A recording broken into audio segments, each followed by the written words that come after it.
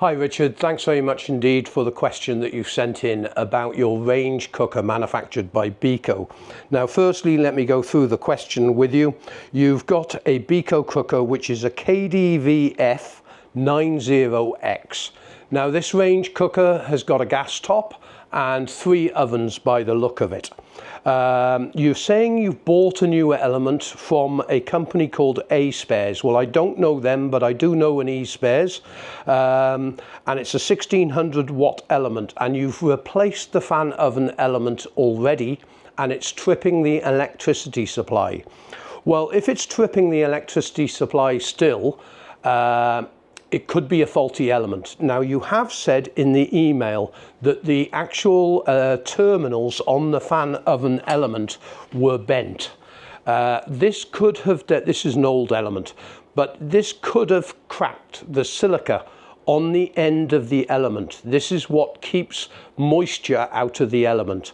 And if moisture has gone into the element at some point, humidity, especially at this time of year, this could be causing the problem with the element.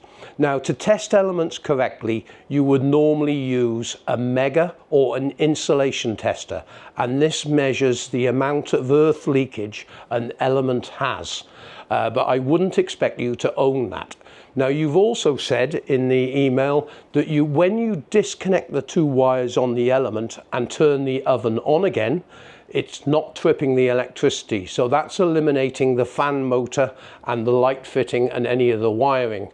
So it could be a faulty element that you have. Now, E-Spares as a company are quite a reputable company, and if it is a damaged element, they will be happy to replace it for you. It's a pity you didn't buy the element off us, but that's another story.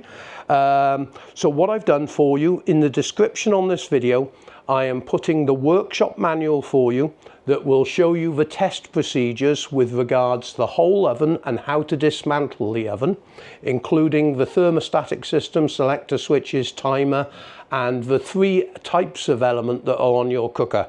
You have base elements, grill elements, and also fan oven elements which you've replaced, and then it will show you all the other components like door hinges, fan motors, cooling fan motor, every component on the cooker. This workshop manual is really in depth, and I've also got you the wiring diagrams as well, and I've put on the page associated videos to do with your Beko cooker, because I have done a lot of videos on Beko cookers recently to show you how to rectify any problem that you have on the cooker.